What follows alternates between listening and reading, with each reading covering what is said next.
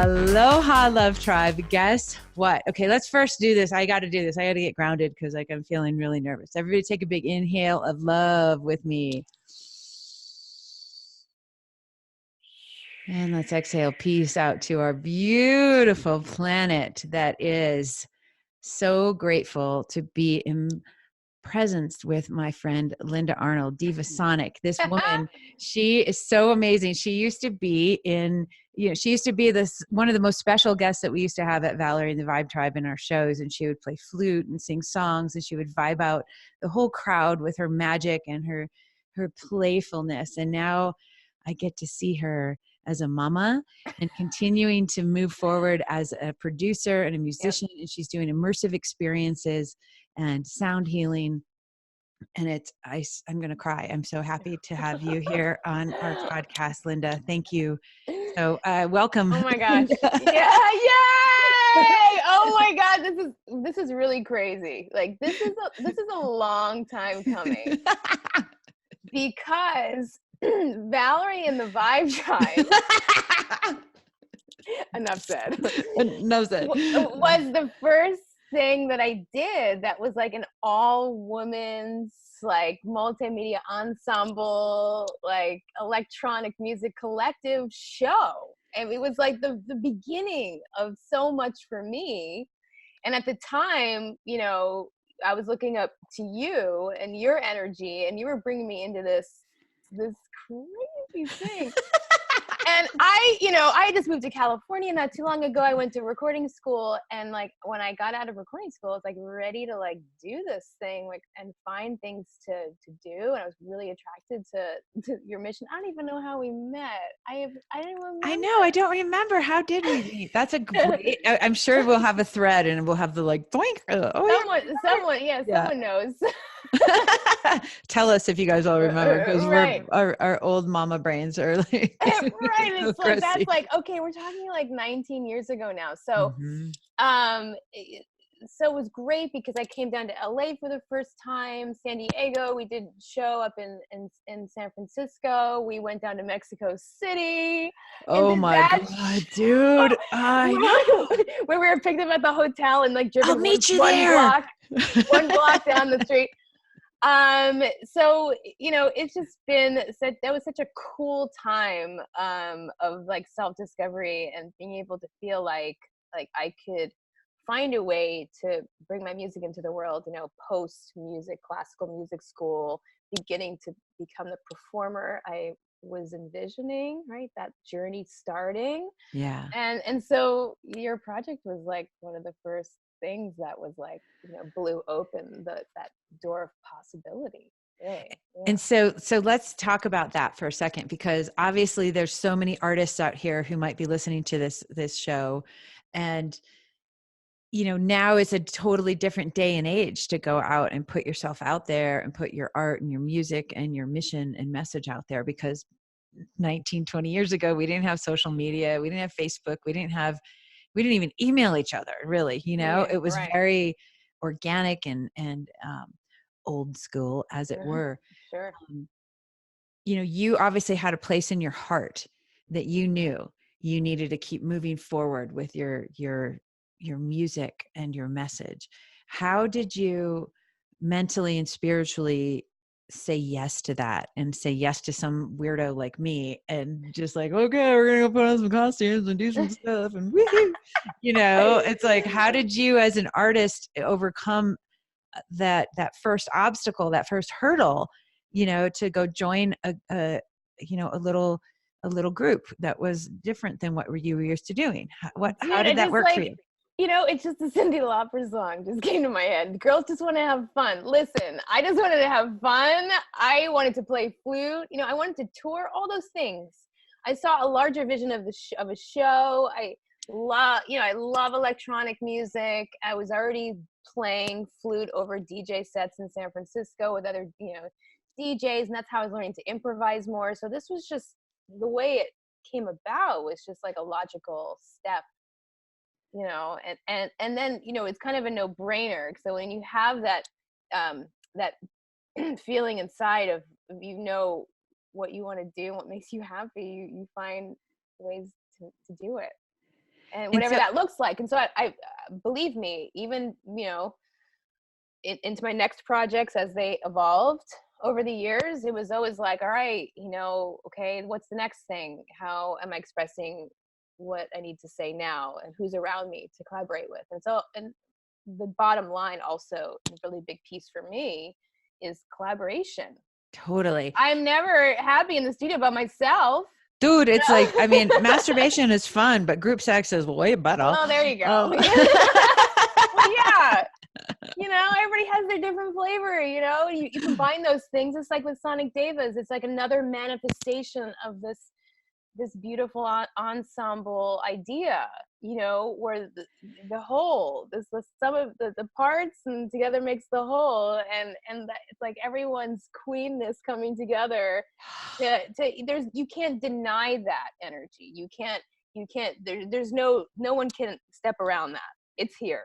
It's totally here. Okay. Yeah. And so I would love for you to share with everybody, like, tell me about Sonic Devas, and I've been watching you and, like, excited being in the periphery and watching you do the dome and the immersive experiences, and watching you and the behind the scenes components with the artists that you're collaborating with. Like, I mean, it's one thing to go in like kind of a pop direction and being all, mainstreamy, and you seem to be going in very much of an alternative healing direction, but still like connecting to the soul of people who are like Burning Man people and all of us festival people. Like, so tell me, like, how did that evolution come, and what's it like working with, I mean, you have so many artists that you're working with. Holy cow. Totally. Yeah. And they're all incredible. So, I moved down to LA from San Francisco, just kind of to preface this whole kind of thing you're just talking about. And up there, I felt like it was kind of ending for me up there. I wasn't feeling any forward motion. I feel like I had done what I needed to do. But then at the same time, I had met my husband and I had my baby, and I had taken that was the time I took away, because it was like time to establish the life foundation stuff after being an artist for a while. Yeah. And but then he got a job at Blizzard Entertainment, and it was time to move to LA. Now I had already had my daughter, and I was like, this is not the time to move to LA now. Like, this is the worst timing possible. But I knew inside, and people around me were saying, Lynda, I'm really interested to see what happens when you go to LA. Whoa. So I was like, okay, I have no idea. Literally, there's some people around here, but these SF and LA are like two different worlds. They could be two different countries. Totally. Yeah. So I did start from scratch, and I had my sound healing training up in San Francisco. I was already starting to do some sessions with people and group sessions up there. But when I came down here, it seemed like the logical place to enter. My point of entry into Long Beach, I live in Long Beach, is to get into the community, start meeting people, working with people with sound. And I love that, and I wanted to do that, and I still do that.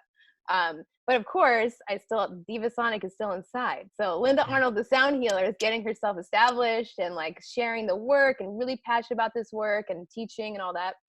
But then also the fire is still burning to be Divasonic, the performer, the voice, the channeling compositional voice that's always running through me, is wanting to be expressed. And so quite naturally, finding people that resonate with my way of doing things, my sounds, and which is more like, chill out, ambient, and all those meditative stuff really works well already in the sound healing world. But then, yes, like you said, the alternative path to also then getting back into the performing through that channel. I mean, it's a lot of luck and timing involved, because the wellness industry was just starting to it was really been booming now the past 5 to 10 years here in terms of the sound baths gaining popularity, and yoga, is already all over. But I just came in at a good time, but also I think it's just, this is the work I meant to do. So then it's like, when I'm getting the validation or the feedback that people are benefiting from what I'm doing, and that is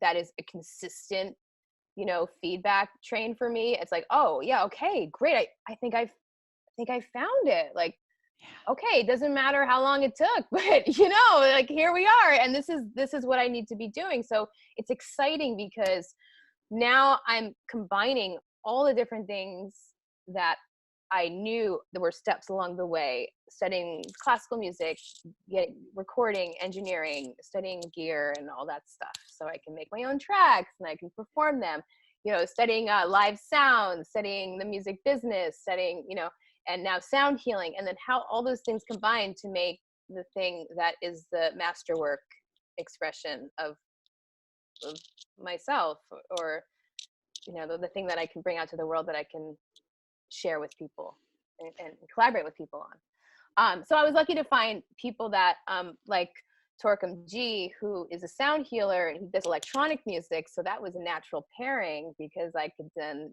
sing and play my acoustic instruments, you know, over his synth stuff. We did a lot of sound healings, started doing festivals, and then he also writes tracks. So that turned into Solar Theory, which is our electronic music project. And then from there, it was like, all right, you know, but I have this, you know, the duo in the collaboration, that's one really important collaboration.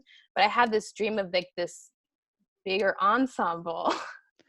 And it just sort of happened last year at Shakti Fest. I'd, you know, planting the seeds for it and seeing all the women that were just incredible, and how we're all in LA. This isn't an aspect of LA, how it's all spread out and people are all over the place. So everyone has their individual little microcosm world. But what's happened is it's like what we bring everyone together to do a consolidated version of all of our work. And so I found myself becoming a musical director, artistic director of this thing, Sonic Devas, which every time I get the photos and the video back, I'm in tears because it's like, it's a miracle. It's a miracle.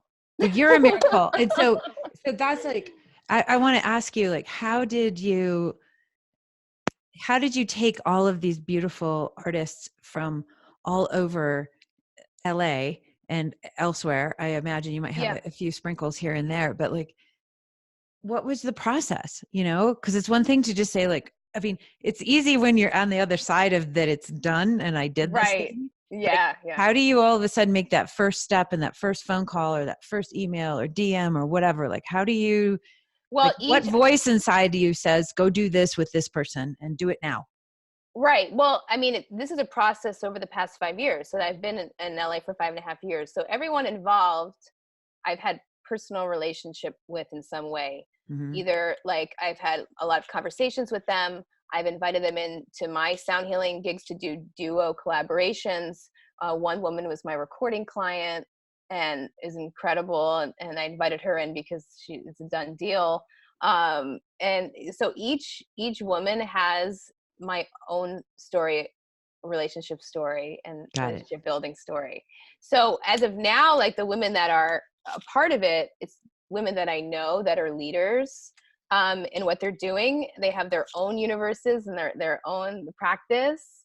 And it's just like kind of like looking at our current landscape of who is sharing, you know, and who's doing the work, and inviting in the best people. And quite naturally, I'm attracted to the best people because I want to learn from them and I want to collaborate and cross-pollinate, and I want girlfriends. So this is like my one way to get some girlfriends and to make music at the same time. You know, when you're a mom, you're busy. You got to like kind of do it all at once. You know, you don't have a lot of time to hang out. We're like literally octopuses, I swear. We're like mental and spiritual and social octopuses. Yeah. All of it. Yeah, all the time. So the answer is it's a process that builds over a number of years. And then I look at, like, just from my years of being in university ensembles in college and being in band or whatever, even at that level, you know, orchestra, you know, the different components of what you need to create a working ensemble. And it's always a work in progress.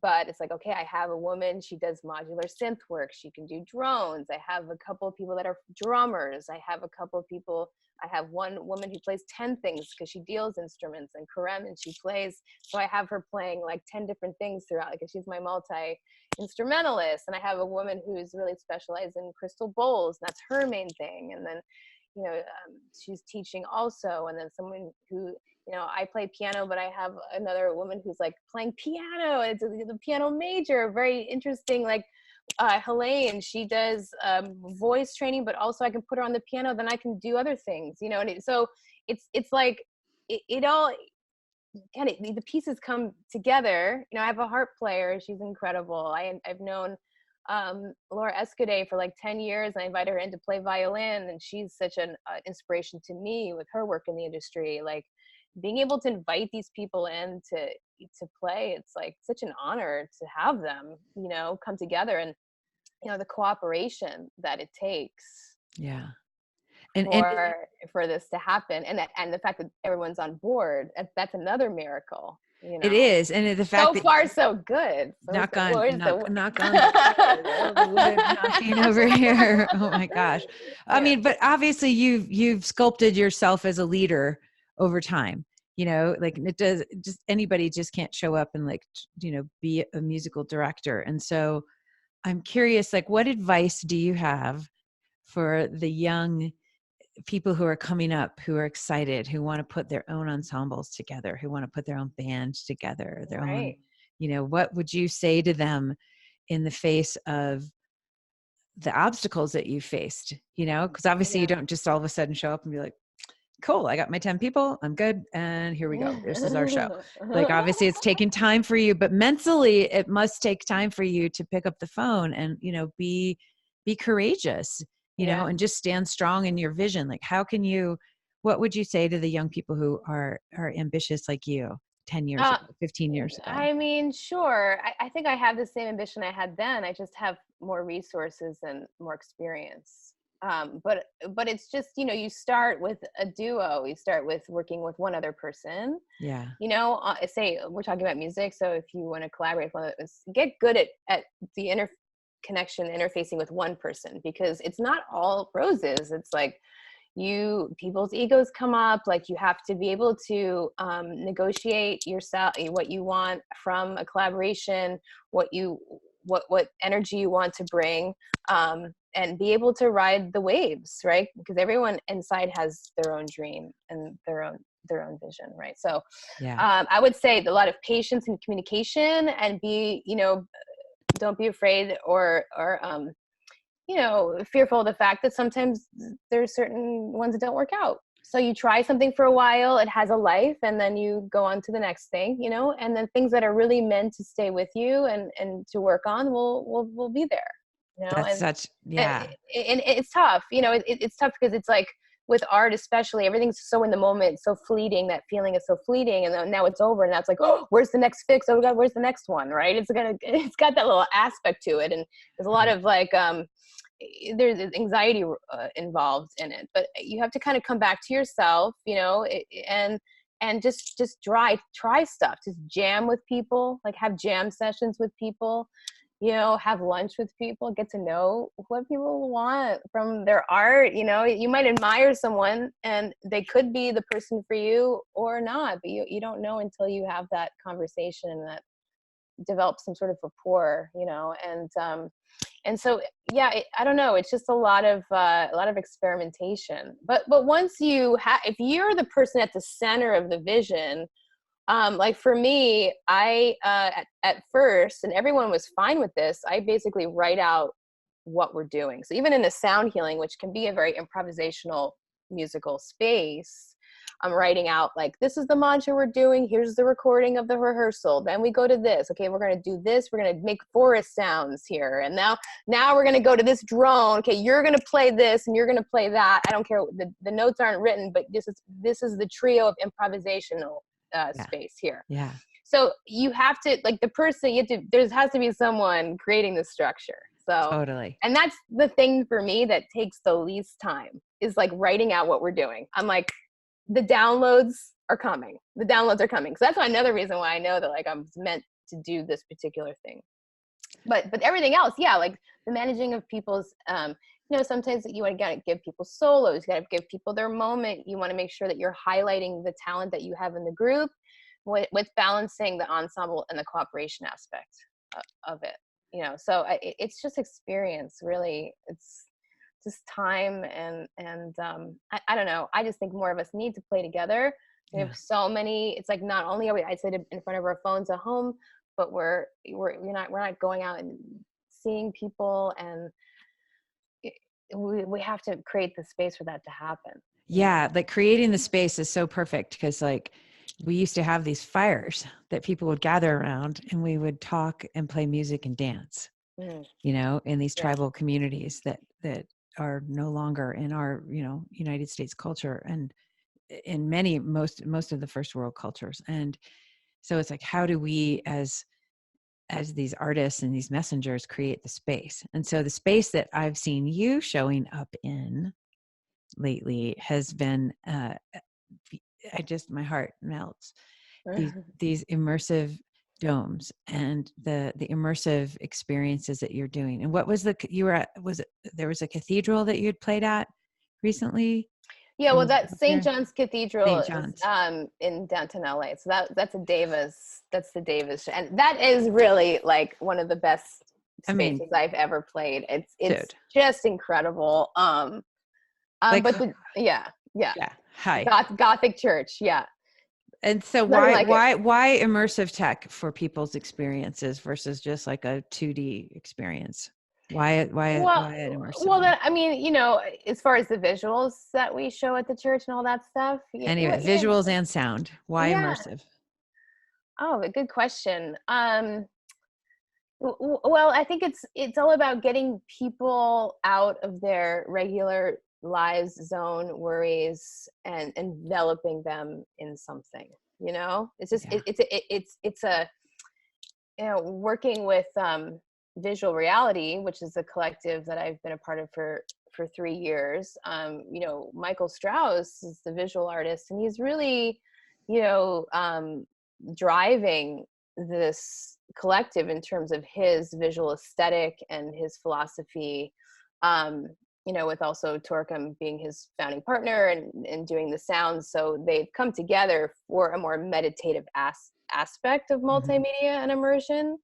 So, which is why I was attracted to it and wanted to be a part of it. And I had started my project with Torkom before they started the visual reality company. And so it quite naturally kind of flowed into that with them, and done a lot of events with them. But there's arguments about, well, if it's sound healing, they should close their eyes. It's an inner journey. If you have visuals, it's a lot of stimulation, and so there's arguments for both. But in terms of developing content for the purpose of human evolution and discussion and transformation, there's so much possibility there with now the immersion aspect. I'll go back to the domes in a second, but then why would I do that in the church? Well, I work with Michael a lot, and I thought, let's get him in to projection map the back of the church, so then I would say to the people, I'm like, okay, you can choose your own adventure. This is a choose your own adventure sound meditation experience. You can lay down, close your eyes, you can sit up and watch the visuals and watch us. You can sing with us because we have the mantras projected on the back wall, so they can sing. So it's almost like, you can pick your trip, choose how you want it. It's all, even the people laying down, it's interactive because they are given they're just sitting in a chair. Like, where's where's the bartender? Where's my drink? No, this is a very active listening experience. So immersion means to truly be in the moment, to really be listening. This deep listening aspect of sound healing comes into play. And then of course, we have the visuals are just in their dimension of addition to that. So the dome is like a no-brainer. Like when we're in the dome, I always make a joke. We're in the dome, we're accompanying Michael Strauss visuals.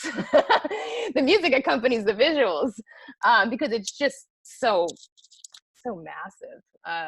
It's a great, again, it's like different spaces to create and play in. And we had to then go to the whole thing about how we had the dome idea back in the day and how that went. Dude, oh my God. I know. Well, all I knew is like, I knew the domes were supposed to do something on the planet. And when, I'm telling you guys really quick, Lynda's talking about, we used to have a nonprofit called GET'em, Global Education Through Music. And one of our initiatives was to create domes all over the planet that were these interactive, interconnected domes. And, we started working on this, and I got inspired because I got to go to Burning Man for the first time back in the late 90s. And I was like, what? There's places that you can go and feel this way? And, back then the projection technology was like a couple of projectors stitched together with like shitty seams, and they didn't look good, and it wasn't synced with the music. And it was just sort of like, you're looking at like the home movies in a dome. And otherwise you had like, $1 million projector at a planetarium. And those were the two extremes of the tech back then. And so now it's so cool because all of the tech has caught up with like,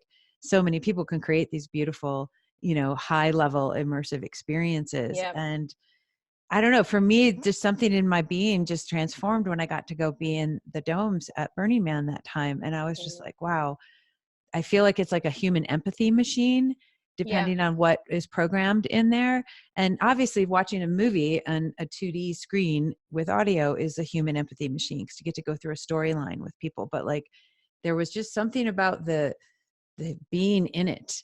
It made it even more somatic for me. And I felt like it really, I don't know, it shifted something in my being and my me-ness. And so I'm so happy that like you're out there playing in these domes, and I'm kind of coming back off of like my mommy hiatus and dipping my toe in to see like, okay, who's doing what out there? You got it. And I'm so happy to see you sharing your magic and the power of sound and the sound current, that affects us all so deeply. Absolutely. And I know you've done some stuff at the Wisdom in LA, and I got to go there, I would say like maybe a month and a half, 2 months ago, maybe, I don't know. It was a little minute ago. And I got to, watch part of Android Jones's the Samskara thing, but the sound, the way that the sound felt inside that dome to me, it wasn't anything like I've felt anywhere else. Like and of course I love his visuals. He's like one of my heroes, but like the way that the sound felt in the room, I don't know, my whole body was just constantly getting like massaged and vibrated in a different way than it doesn't get when everything's coming from one direction, like the one directional sound, like a typical concert would give you. So, what's your experience with that as an artist and a sound designer with your group, with all the beauty that you do? Well, you're right. In the dome, well, it's actually, I have more realistic take on it so far. Because, there's the different sizes, as you can see. And by the way, like this Wisdom thing by Full Dome Pro, I mean, it's really, really something. I think they've got, a few years that they're going to be doing this installation and see what happens from there. But, like to be able to come in as an artist and play in that space, not only, as a musician, but as a visual artist, this is the first time if you have the technical know-how and the knowledge, it's the first time anyone can go in and mix a custom video show in 360 anywhere. Otherwise, it's like you were saying, it's the planetariums, it's the observatories, where they have everything has to be formatted in a very particular way. You can't just plug and play. And they figured out a way to make that happen. And so like, wow, what a playground, for people. Now, sound wise, like they have the big dome and then they have the smaller one. The smaller one sounds better. It has just like, just the dimensions of it allow the sound just to carry and not reflect as bad. So the big one, they still, they have a lot of, it's a huge reflection issue in there. Especially when it's empty, when people in there, people absorb, but they need to figure that out, I think, but before it's really pleasurable as a musician to play there, and just in terms of like just the sound quality, and because really about the visuals.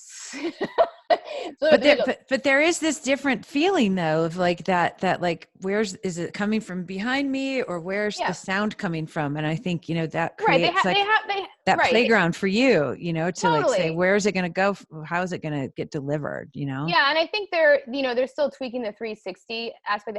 They have speakers all the way around, and they can pan stuff, you know, in stereo, and they're still getting the 360 thing happening, but that has potential and that'll happen. It's just about the right treatments for the space. Yeah. So you can, you know, make it dead enough that, like, you know, the sound, there's not as many reflections happening, you know, because the sort of the bounce back is what, as a performing musician, why we need monitors. And then thinking, you've played in all kinds of situations where, like, man, if you're not wearing your headphones or an in-ear, like, there's no chance. Yeah. Like, forget it, you know? Yeah. That's a good point between like playing a pre-recorded situation that's already been, you know, the room has already been thought of, versus like being in a live situation. Yeah. You know, and like, how do you position, like, okay, is my sound going to come out this way to the left, and is it going to bounce back over here? And all, that's a whole nother engineering situation. Yeah. So there's the acoustic aspects, but just being in there like this. So during Devas, when we did it in June, first of all, like trying to get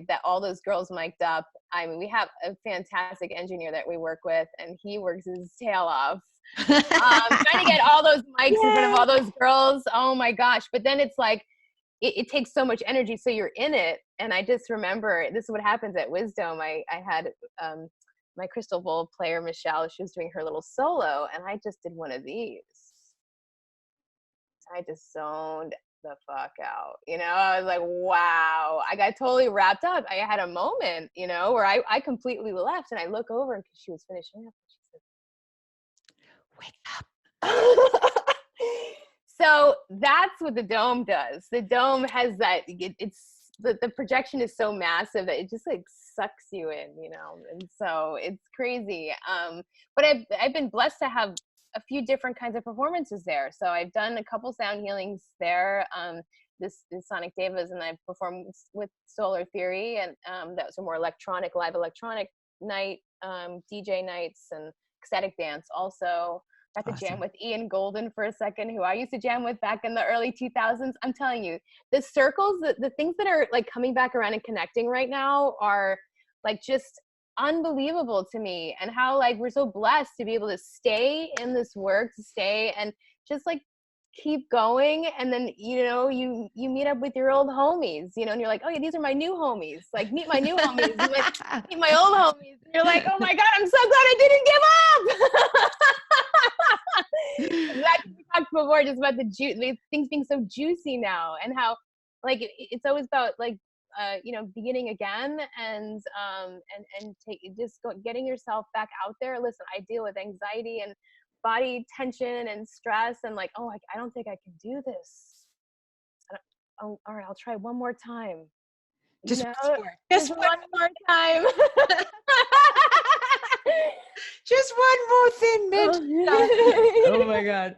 So, okay. So it sounds like your message to everybody is, I'm hearing you say, you know, we're talking about the SDGs, and we were talking about number 3, and health and well-being is like, you know, like, don't give up, like, keep the, you know, and just stay true to your heart. And so the songs of the week, let's hear the 2. We came up with 2. I could come up with 1,000 with you, but I know. The 2. So I've been listening to this song nonstop, and my daughter Isabel loves it. And in the morning on the way to school, she said, "Mommy, play our favorite song." Oh. And it's by this producer Kidnap, and it's called "Start Again." Yes. And it's exactly what we're saying. Like, you need a friend. I'm your friend. Let's start again. You know, we can always, like, whatever hurdle comes, whatever roadblock comes, meet that, accept that, and then the next day you start again. And I just love that message, and you'll love it. And the production on it, it's like a house track, and it's like, great, of course. Nice. Okay, I can't wait for that one. And then there's another one from you. What's your song? Yeah, so I am, this is the Solar Theory, which is my collaborative project with Torkom Ji, who's a sound healer electronic musician. Nice. And the track that from our record that we released last year, it's called The Being. Nice. So this is, there's a monologue in the first third of the track that features Osho or Rajneesh. And Nice. we found this monologue that he did. It was 30 minutes long. And it's about traveling from your mind to your heart, and the journey from traveling to your mind to your heart and moving past feeling and just being. And so I took this monologue and I just chopped it up, all the best bits, and I arranged it over his music. And then from there, I sing about it, and I wrote the rest of the song from there. So Oh my God. that's always a special one we love doing. And also the Being is a track that Michael Strauss created a 360 VR video experience. So you can put on a headset and watch the like the bridge, you're going over the bridge from your mind to your heart. It's just fantastic. Oh my God. Like, so it's a miracle. I don't know. It's a miracle. Well, you're a miracle. And it's like next level music video, like for our souls, like, cause like music videos obviously took us to a certain dimension of ourselves, but like, whether it's a dome immersive or a VR or AR or whatever, it's like, we get to like, now that's the next level of stuff. I mean, I know we're not implanting stuff yet. Not yet, but maybe one day. Well, Elon Musk is talking about that, but yeah, I mean, that's coming. All those things that people say, and you're like, no, that can't.